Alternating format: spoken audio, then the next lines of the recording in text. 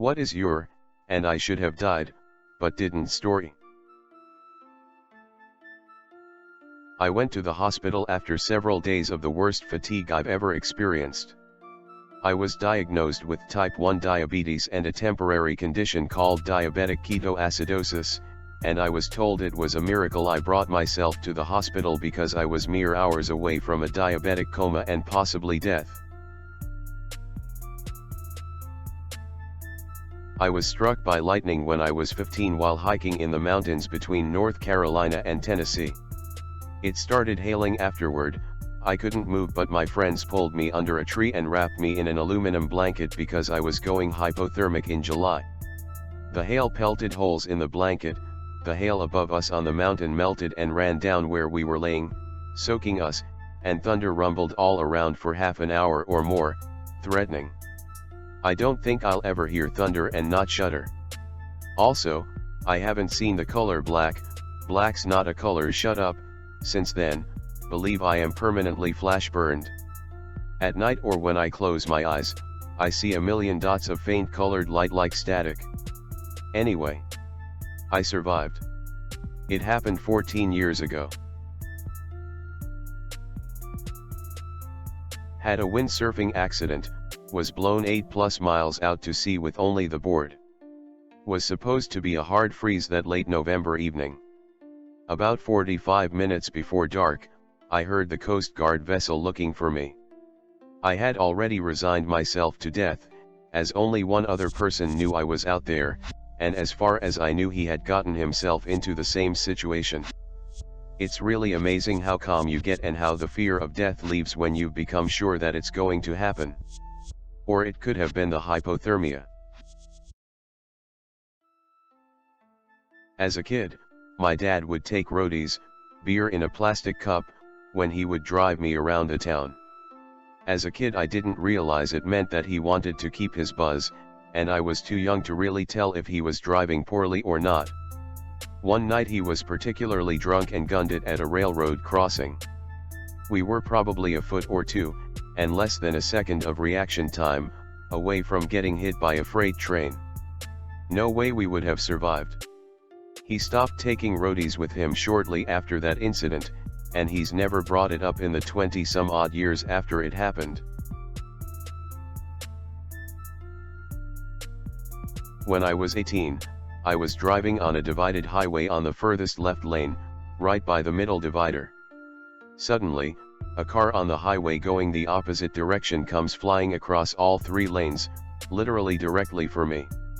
The car smashed violently into the cement divider just as we passed each other. 2 of his tires drove up over the divider, then back down onto the highway. One of the scariest moments of my life. Basically, if there was no divider, I'd be dead. I was walking home drunk at 18, past 11 p.m. My house is near a railway crossing which isn't manned after 6 p.m. I looked both ways and was sure it was clear. Crossed over. Reached the other side just as a train sped behind me. I make sure I never drink that much anymore. Myself, another guide, and 8 10-year-old campers were stuck in a Class 5 rapid for about 2 minutes.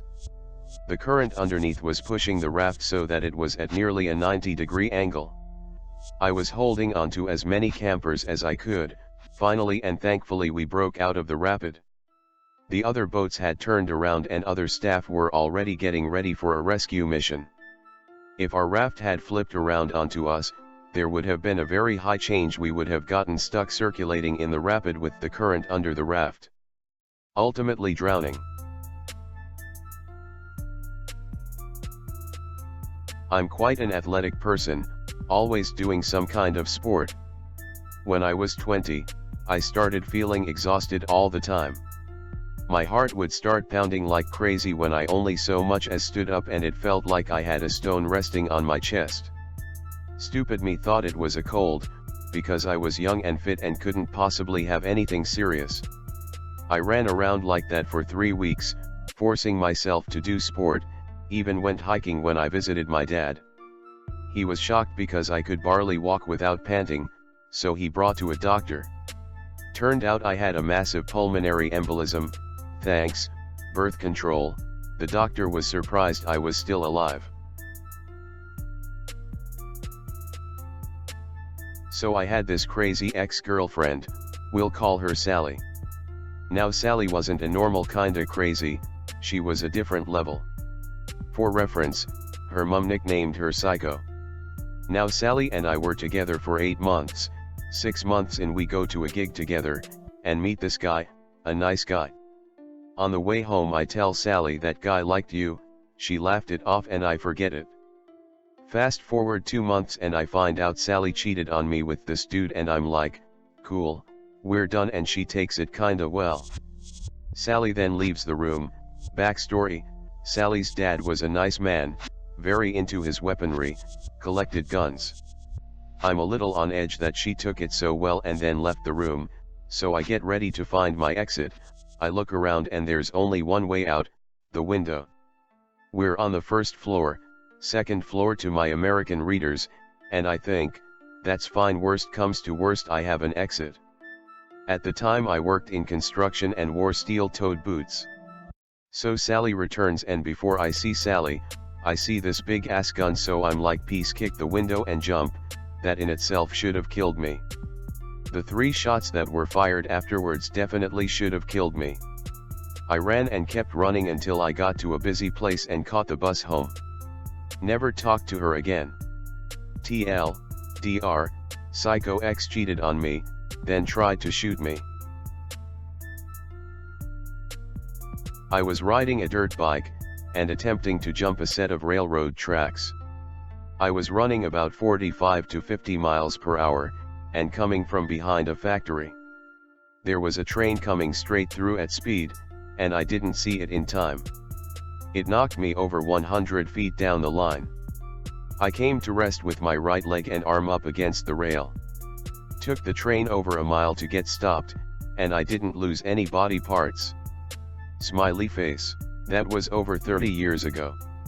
I have pain that reminds me every day, but I've been blessed, as it hasn't stopped me from doing the things I enjoy. I was skiing in a roped-off cliff zone that I didn't know very well, like an idiot, and I kicked off a small avalanche that carried me right over. I fell about 40 feet, tumbled, and got lightly buried under a few inches of snow. When the world stopped moving, I was able to force my way out. Amazing how heavy just a few inches of snow can be. I was completely unhurt. Lost a ski.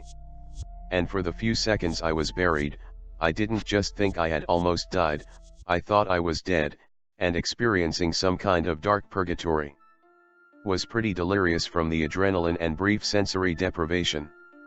I was visible from a chair, and ski patrol came down to give me a hand, and to yank my pass. They were total brothers. I think I lucked out by just happening on a known cliff with a great run out. One of them came from above and just straight hucked it, like out of a Warren Miller movie.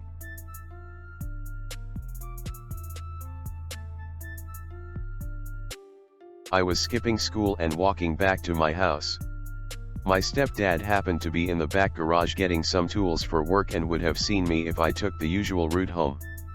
I knew he would leave soon, so I thought I would just hop the neighbor's fence so he wouldn't see me go into the house. As I jumped the fence, my shoelace got caught and I fell face first to the ground. When I looked up, there was a tree stump 2 inches from my face. If I would have fell on it, I would have broken my neck and died.